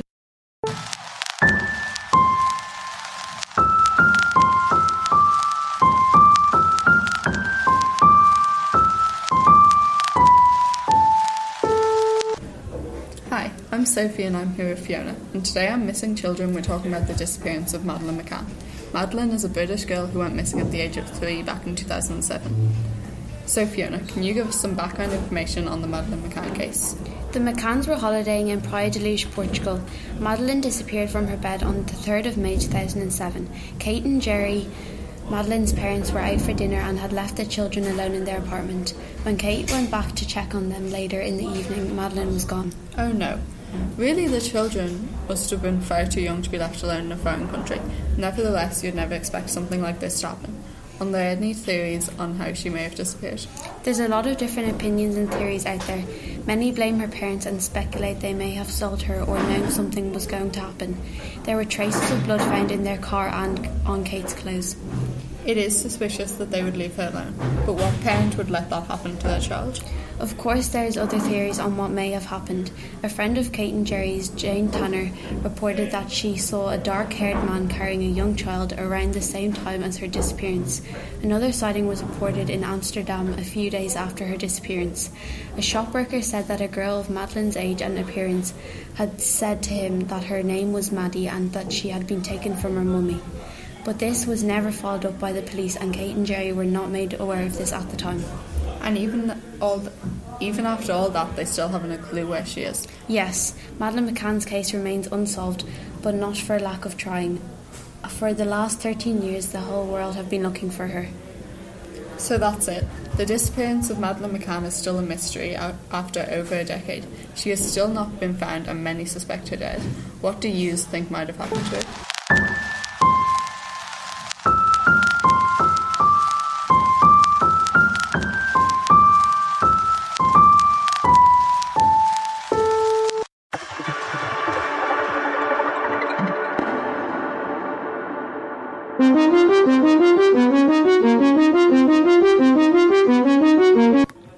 Hello people of Earth, this is Isla from Greystones News. We interrupt your schedule to bring you this urgent bulletin.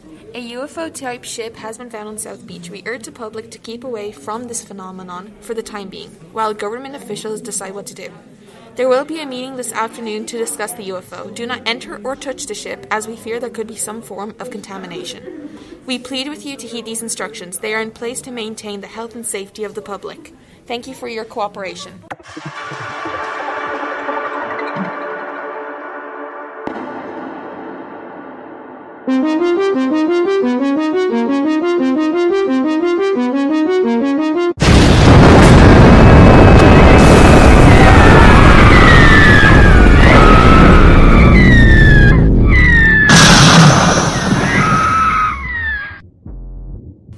Hello, Kenji, my son. I'm deeply sorry that you were forced to leave this world prematurely. May this immortal coil be easy on me, for my pride is raked and I have no purpose. May the other lost souls of our once flourishing home of Hiroshima find purpose and peace in the rest of their lives. I don't have such luxury. I have a responsibility to you as your father to protect you in life and in death. I pray that I have the strength to do what I must for my family. I will see you soon, my son. We will never be apart again.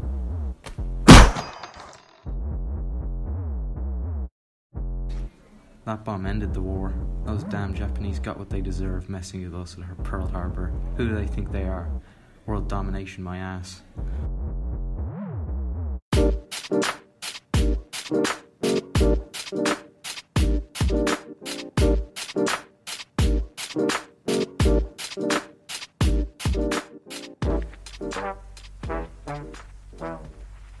Hello everyone and welcome to my podcast. Today I will be talking very briefly about gaming.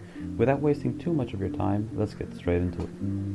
Some people like gaming and some people don't. Some people say that violent games lead children and teenagers to becoming criminals or very violent people, which I don't think is true. And I am correct in thinking that because there have been studies which have shown that there actually is no link between violent video games and aggression in teenagers. I personally use gaming to refresh my mind, to relax, or to pass the time, and I've been gaming since I was young, and I personally do not think that gaming is a bad thing. I think it can be used to recreationally, and I think it can be used very creatively, and people can use it to express their creativity and whatever is on their mind, and I think that is a great place for people to connect and socialize and just have a great time. I personally don't think it's a bad thing at all, but that's my opinion. Thank you all for listening to my podcast. My name is Dave Likes Games, and I am out.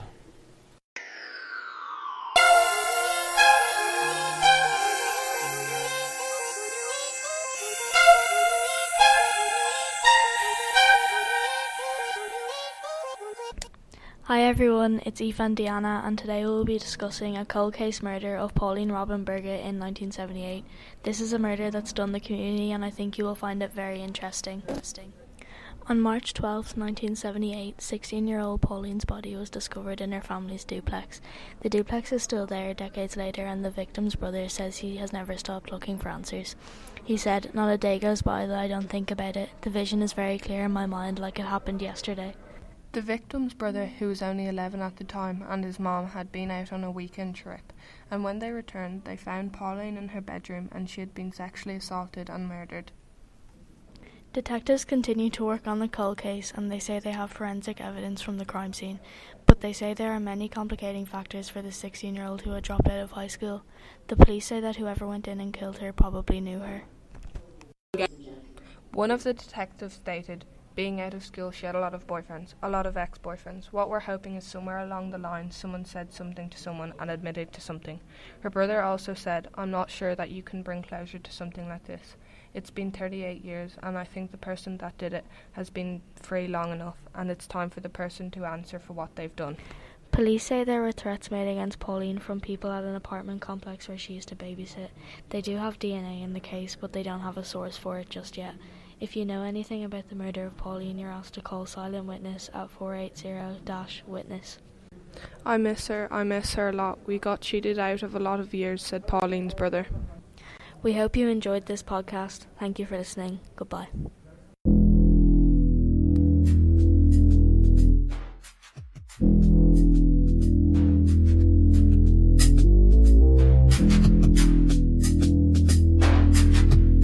Hello, this is Ellen, and today I'm going to talk about the book And Then There Were None by Agatha Christie. Agatha Christie is the author of over 60 murder mysteries and is best known for her detectives Hercule Poirot and Miss Marple.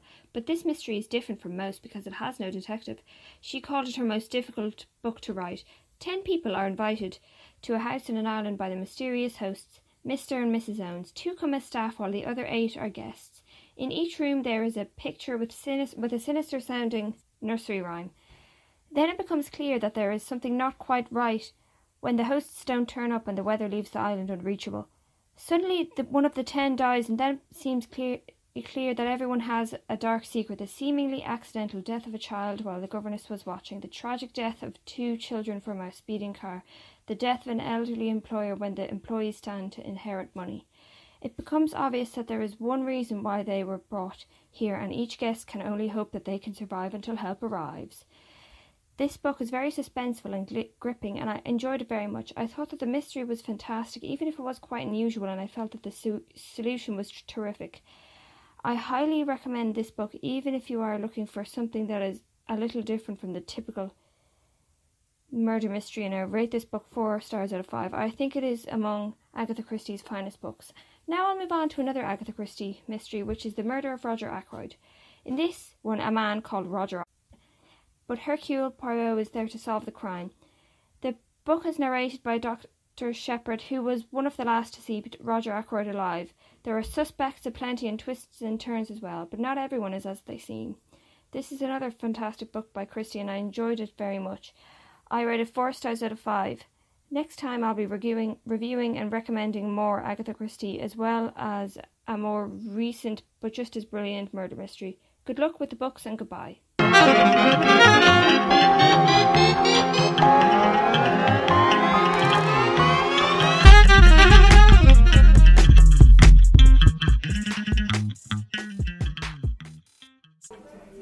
The 9/11 attacks were a series of terror attacks carried out by the terror organization Al-Qaeda.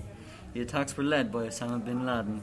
In the early morning of September 11, 2001, 4 American airliners were hijacked by jihadi terrorists. The 4 targets were both towers of the World Trade Center, the Pentagon, and the Capitol building. At 8:46 a.m. a plane crashed into the North Tower, and the second tower was hit at 9:03 a.m. The third plane crashed into the Pentagon, but missed and didn't do any major damage. The fourth plane crashed into a field after the passengers tried to overpower the terrorists. There were 2,996 deaths as a result of these attacks. In 2011, Osama bin Laden was killed by the US forces in Pakistan.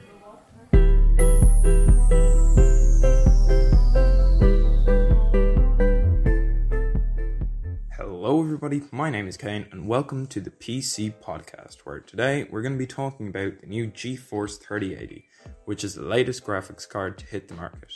Now, this graphics card is going to cost you around $700 and is said to be about twice as good as the 2080 Ti.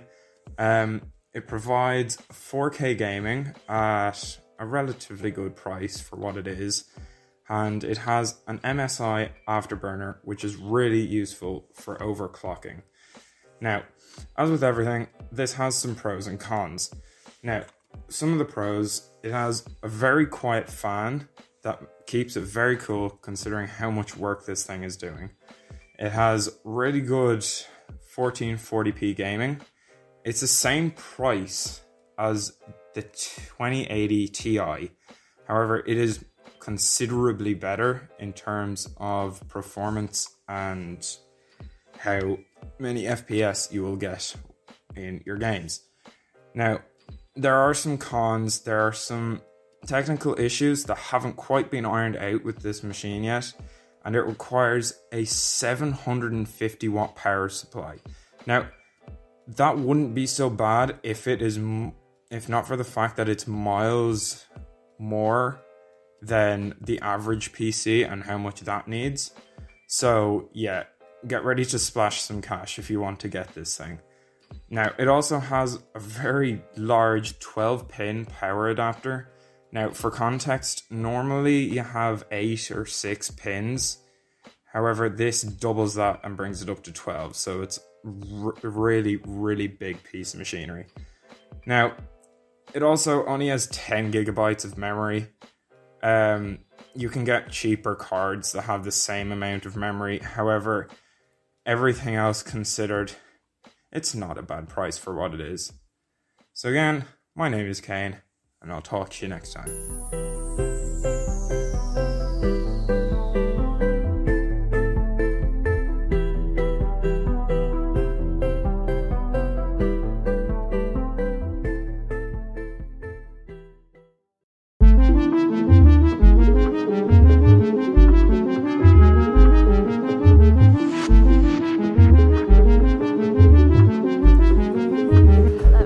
My name is Kaya Gunn, and in this podcast I'm going to be talking to you about the Manson family murders. The Manson family was a cult led by Charles Manson around the 1960s and 70s. They were based around Los Angeles and had approximately 50 members, most of which were female and were commonly referred to as the Manson girls. Some of these girls included Susan Atkins, Leslie Van Houten, and Patricia Krenwinkel. The Manson girls lived with Charles on his ranch and are said to have had immense respect and unconditional loyalty to him. They were completely brainwashed by Charles and would do whatever he asked them to, which included many brutal murders. One of the worst murders that the Manson family committed was the murder of pregnant actress Sharon Tate and her husband when she was just 26 years old. On the 8th of August 1969, 4 people broke into Tate and her husband's home and killed everyone inside. The very next night, Charles Manson ordered his followers to the home of Rosemary and Leno LaBianca to once again kill everyone inside. Manson wanted to make the killings appear as though they were part of a race war. These events shook America and caused the rise of the Satanic Panic. After the killing rampage in LA, though Manson was not actually present for the killings, he was arrested for murder and sentenced to life in prison. He died in 2017. As for the Manson girls, they were arrested and sent to prison. Leslie Van Houten was charged for 2 counts of murder and 1 count of conspiracy. Susan Atkins and Patricia Krenwinkel were charged with murder. Leslie and Patricia are still alive today, whereas Susan died from breast cancer at 61.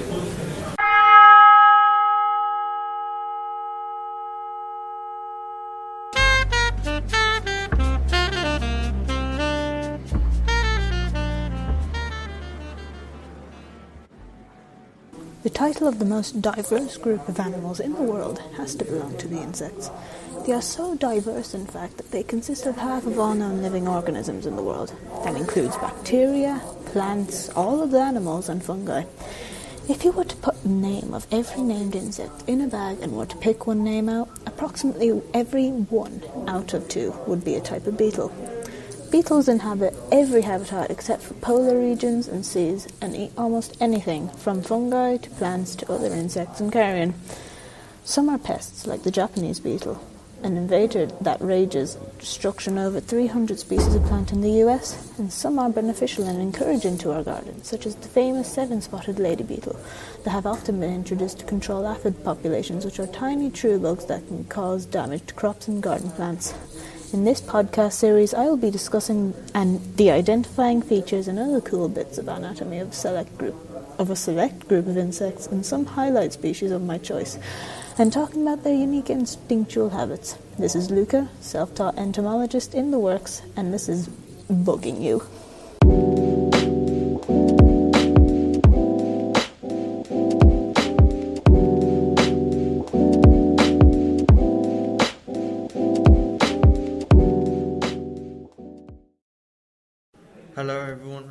welcome to the Prem Weekend podcast. I'm Michael and I'm joined by Sam, and today we're going to talk about the Premier League matches that took place yesterday and on Saturday. So we're going to start with the most surprising match this weekend and for a good while with the Liverpool versus Aston Villa game, which ended 7-2 to Aston Villa. Sam, what are your thoughts on the Liverpool defence? I think the main problem with the Liverpool defence is the high line that they play, which really worked in Aston Villa's favour as they could counter-attack and easily outnumber the Liverpool defence. This led to many of the goals that Aston Villa scored. In my opinion, I thought one of the most surprising elements of the game was that Aston Villa only had the ball for 27% of the match and Liverpool having the other 73%. Ollie Watkins, the Aston Villa striker, had just joined from Brentford for a fee of £33 million, and it seemed to have paid off extremely well considering he scored 3 goals and got the Man of the Match award. Yeah, I agree. Watkins had an absolute storm of a game. This is one of the weirdest matches of all time considering that Liverpool won the Prem last year while Villa just stayed in the Prem. This game is definitely well down in history to be one of the most surprising wins of all time. There was another high-scoring game with Spurs netting 6 against Manchester United and the game finishing 6-1. Son had a great game. Would you like to elaborate on that point there, Sam? I fully agree, and I'm worried for Manchester United as they've had a couple of very bad results, and if they continue at this rate, I doubt they will even get European football. They really need to up their game. Son and Kane had a very good game, both getting a shared amount of goals and assists. That's a good point about United struggling for a European spot, because Everton have been looking really good this year with a very strong start with 4 wins in 4 games and are top of the table. Everton will most likely contest United for their spot in Europe, whereas last year they had little competition. Thank you to all our listeners, and we will be back next week with another episode.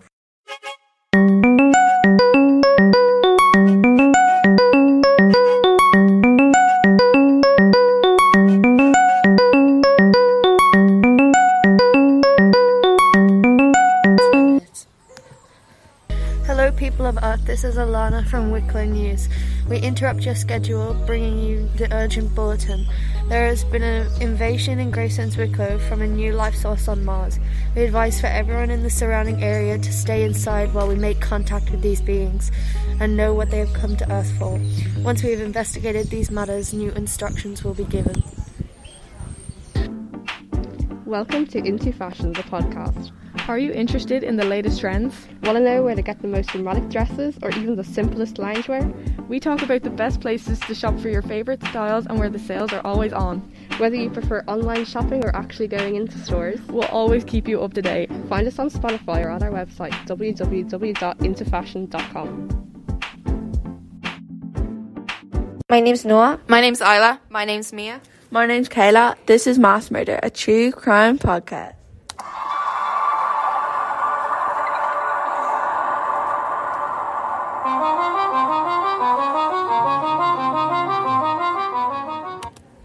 Today we'll be covering the Watts family murder case, which took place in 2018. Girls, after sufficient research, what do you make of this case? A horrible crime committed by a truly psychopath. This was truly awful. Horrible. The Watts family was made up of 4 people: Chris, Shanann, Bella and Celeste, known as Cece. At the time, Shanann was also pregnant with the family's 3rd child, a boy named Nicolai. The family lived in Colorado, though Chris was born in North Carolina. When was he born? The 16th of May, 1985. He was 33 years old at the time of this case. He worked on an Anadarko oil plantation. And his wife was born January 10th, 1984, in New Jersey, and was 34 at the time. Shanann and Chris met on Facebook in 2010. They were then married November 3rd, 2012, 2 years later. Their 2 daughters, Bella and Cece, were aged 4 and 3 at the time. Bella was born December 17, 2013, and Cece was born July 17, 2015. The 2 daughters were so young. What a horrible man. On June 11, 2018, Shanann and Watts surprised her husband with the news that they were expecting their 3rd child. He seemed genuinely excited. On June 14th, Bella is recorded singing a song about how much she loves her father. However, at this time, Chris Watts was developing feelings for his co-worker Nicole Kassinger, who he started dating seriously towards the end of the month. Which turned out to be very important in the case later on. Affairs never end well anyway. Around July 10th, tensions began to be seen in Watts' marriage, so in text messages. Throughout the following month, more tension grows between the couple as Chris's parents and Shanann fall out. Later on in the investigation, it is stated that this could be one of the reasons the murders took place. On August 4th, it is shown through phone data that Kessinger was looking at wedding dresses for over 2 hours, which could mean that her and Watts' relationship was getting quite serious. And yet, he still didn't tell his wife. I know. On August 7th, Shanann confides in a friend about her relationship problems with Chris. She stated that he said that he didn't want to have another baby anymore and that he was not going to go to counseling with his wife. Shanann's friend suspected that Chris was involved with another woman, which was in fact the truth. On August 9th, Shanann left for Arizona on a short business trip, texting her friend to tell her that she thought Chris might be coming around, seeing as she had had the best talk yet with him the night before. Little did you know, over the period of time Shanann was on her trip, she drafted Chris when she returned, trying to fix her relationship. The Watts next door neighbour surveillance cameras captured Shanann returning from Arizona at 1:48 a.m. on the morning of August 13th. That same morning, Chris got up early to get ready for work and woke up Shanann to talk about their marriage and their future. Later on, he said that the two got into an argument and he snapped. Chris confessed to having an affair to his wife. She told him angry that he would never see his kids again. Chris then strangled her in their bedroom. The noise from the struggle woke Bella up, the family's eldest daughter, and she came into the room proceeding to ask what was wrong with her mother. Chris wrapped his wife's body up in a bedsheet and carried her out to the trunk of his car, where he deposited it. He then put Bella and Sissy in the basket set and drove them all to his place of work. Oh, this was truly awful. Chris then smothered Celeste in the car, making Bella watch. He did the same with the older daughter before carrying their bodies over to the two massive oil tanks. He threw both of his children's bodies into separate tanks before closing the heavy lids and returning to the car. An horrible act. He buried Shanann's body nearby in a shallow pit before starting his work early.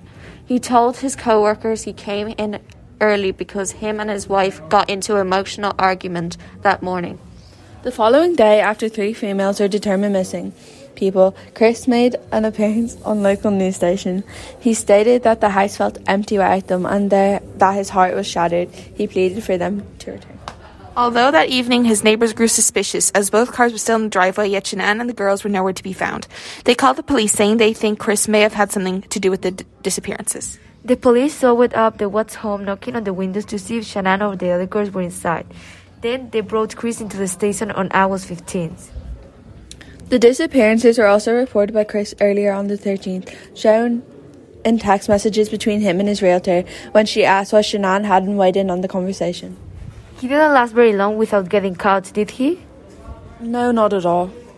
At the station, he failed a polygraph test and confessed to his father. Then authorities about the murders. However, he says that he killed Shanann because she smothered their daughters and this was proved false. He was brought into the station because the surveillance footage from the neighbor house disproved his alibi, and his statement that his wife and daughter left while he was at work. This also happened on 13th. He clearly didn't plan this out at all. He was then arrested that day. The bodies were found on August 16th, where Chris said they would be.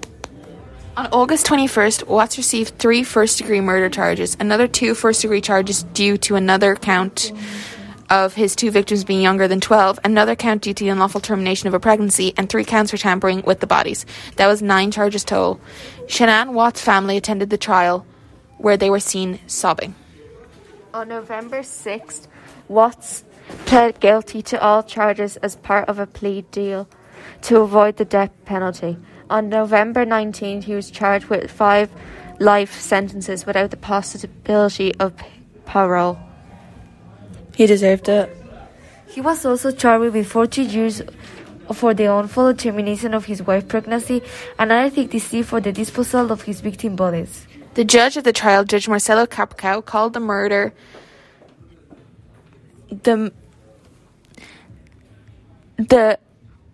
spree perhaps the most inhumane and vicious crime I've handled out of thousands of cases that I have seen. The family's bodies were buried in a cemetery in North Carolina. Watts was moved to a maximum security prison in Wisconsin in December 2018. Cassandra, Watts' mistress, was taken in by federal authorities and put under witness protection, therefore given a new identity. One of the policemen in the room with Watts when he confessed gave a statement after the event saying no tears when he was talking about killing the girls. No tears. The only time we saw tears was when they were talking about what would happen to him. That's very, very significant. There is a documentary on Netflix talking about this case called American Murders, The Family Next Door. What stated that the documentary brings up terrible memories of killing his wife and children. That's stupid. He caused that to happen. What a horrible person. He can't justify anything he's done. And blaming the crime on his wife when he first confessed, unbelievable. Thank you for listening. This is Mass Murder, a true crime podcast.